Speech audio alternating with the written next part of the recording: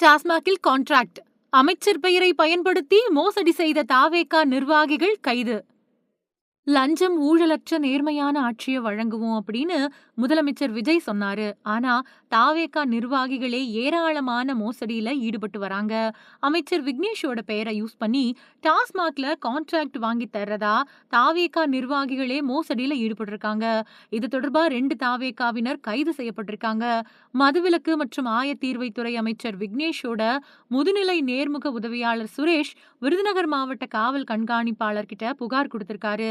அதுல கோவை மாவட்டத்தைச் சேர்ந்த பிரசாந்த் உத்தமன் அப்படிங்கிறவரு தாவேகா அருப்புக்கோட்டை மேற்கு நகர செயலாளர் சதீஷ்குமார், அப்புறம் தென்மேற்கு நகர செயலாளர் சிவகார்த்திகேயன் இவங்க மூலமா டாஸ்மாக் நிறுவனத்துல போக்குவரத்து ஒப்பந்தம் பெற்று தர்றதா அமைச்சர் பெயரை தவறா பயன்படுத்தியிருக்காங்க. அமைச்சர் பெயரை சொல்லி அருப்புக்கோட்டையை சேர்ந்த கேவிஆர் டிராவல்ஸ் நிறுவன உரிமையாளர் சவுந்தரராஜன் அப்படிங்கிறவர்கிட்ட இருந்து 21,99,800 ரூபாய் பெற்று மோசடி பண்ணியிருக்காங்க. அமைச்சர் விக்னேஷோட பேரை தவறா யூஸ் பண்ணி மோசடியில ஈடுபட்ட நபர்கள் மேல நடவடிக்கை எடுக்கணும் அப்படின்னு சொல்லப்பட்டிருக்கு. அதனோட அடிப்படையில விருதுநகர் மாவட்ட குற்றப்பிரிவு காவல்துறையினர் சதீஷ்குமார், கார்த்திகேயன், பிரசாந்த் உத்தமன் ஆகிய 3 பேர் மேல வழக்கு பதிவு செஞ்சிருக்காங்க. இத பத்தி விக்னேஷ் தரப்புல வெளியிடப்பட்டிருக்கக்கூடிய விளக்கத்துல காவல்துறை விசாரணையில இந்த நபர்கள் என்னோட பேரை தவறா பயன்படுத்தி ஆதாயம் அடைய முயற்சித்தது தெரிய வந்துச்சு. அதோட அடிப்படையில தாவேகா நிர்வாகிகளான சதீஷ்குமார் அப்புறம் கார்த்திகேயன் இவங்கள கைது செய்யப்பட்டு நீதிமன்ற காவலுக்கு அனுப்பப்பட்டிருக்காங்க. தலைமறைவா இருக்கக்கூடிய பிரசாந்த் உத்தமனை கைது செய்ய தனிப்படை அமைக்கப்பட்டிருக்கு. திமுக ஆட்சியில அரசு துறைகள்ல பல்வேறு முறைகேடுகள் காணப்பட்டது.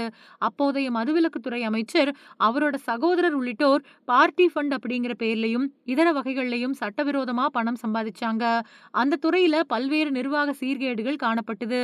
அது மட்டும் இல்லாம சம்பந்தப்பட்டவங்க மீதான புகார்கள் உண்மையா இருந்த போதிலும் அவங்க மேல உரிய நடவடிக்கை எடுக்கப்படல. இதனால ஏற்பட்ட அதிருப்தியின் காரணமா தான் மக்கள் புதிய அரசை தேர்ந்தெடுத்திருக்காங்க.